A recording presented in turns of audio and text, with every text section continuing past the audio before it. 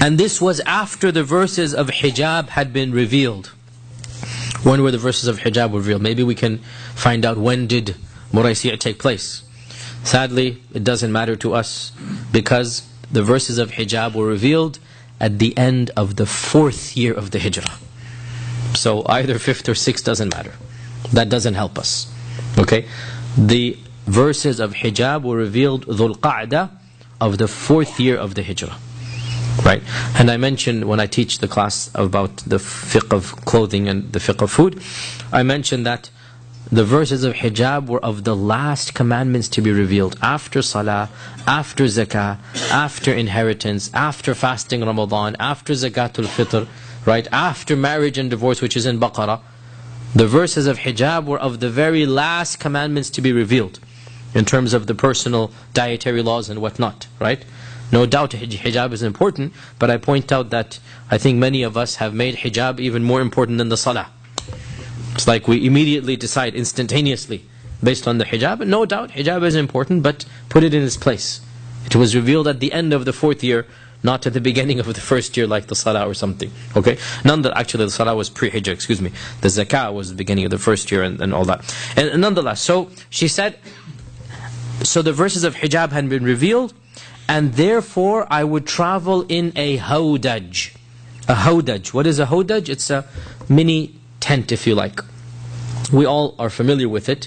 And it's basically something you put on the camel, and it is an envelope. It's like a small tent that a person can sit inside. Canopy. Something you put on the camel. It's a canopy that a person can sit in. And to this day, some cultures, they use it. A person is carried in it or something. We see it on television in the old days. People would carry a nobleman. 4 people would carry. This is the hawdaj. And then you put it on the camel. Now, the hijab of the Prophet ﷺ's wives was extra. The hijab of the Prophet ﷺ's wives was extra. And the wives of the Prophet ﷺ, they had to be covered not just in their personal body, but their space as well had to be covered. And this was only for the wives of the Prophet ﷺ, and this is explicit in the Qur'an. Explicit in the Qur'an. The Qur'an says, وَإِذَا سَأَلْتُمُوهُنَّ مَتَاعًا فَاسْأَلُوهُنَّ مِنْ وَرَاءِ حِجَابٍ. If you ask the wives of the Prophet ﷺ for anything, if you talk to them, speak to them from behind a hijab. And this is what Aisha is saying, that this incident of Muraisi' took place after the verses of hijab. The term hijab in the Qur'an, I'm going into a tangent here, but it's something we should know, it's very important. The term hijab in the Qur'an does not mean headscarf. In our vernacular, it means a headscarf. We say, does she wear hijab? I started wearing the hijab, means the headscarf. This is modern Arabic, which is fine, not a problem. Quranic Arabic, the hijab meant a physical curtain that separates the entire body, not just on your body. It's a curtain between you and the speaker.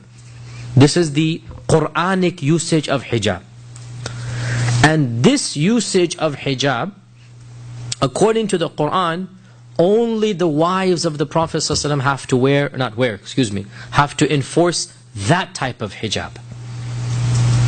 As for the headscarf, the Quran references this with the term khimar. With the term khimar. وَلْيَضْرِبْنَ بِخُمُرِهِنَّ عَلَى جُيُوبِهِنَّ. Let them wear their khimar, khumur, plural of khimar, over their juyub, which is their bosoms. Their scarves should cover their chests as well. Because the women of Jahiliyyah, by the way, they would wear headscarves, by the way. The women of Jahiliyyah would wear a headscarf. Every respectable, dignified lady would cover her hair, just like in America 100 years ago. Impossible for a dignified lady. Only the peasants and the rural people without money, without education, they would be without. And the same in Arabia. Every single lady of respect and of middle class would wear a headscarf. But, just like in America as well, the headscarf would be thrown back and the dresses get lower and lower. You get the point. Right? So Allah subhanahu wa ta'ala said, no. When you wear the headscarf, cover the bosom. وَلْيَضْرِبْنَ بِخُمُرِهِنَّ عَلَى جُيُوبِهِنَّ. Right? So, anyway, the point here, Aisha says the verses of hijab had been revealed. And by this we mean an extra layer above and beyond the khimar, above and beyond the jilbab, which is another Quranic term. Right? يا أيها النبي يا قل لأزواجك وبناتك ونساء المؤمنين يدنين عليهن من جلابيبهن. That's another verse. So the khimar and jilbab is mentioned for all women. The mothers of the believers, the wives of the Prophet ﷺ, the daughters of the Prophet ﷺ, and all of the women. Khimar and jilbab. And this is what our sisters wear.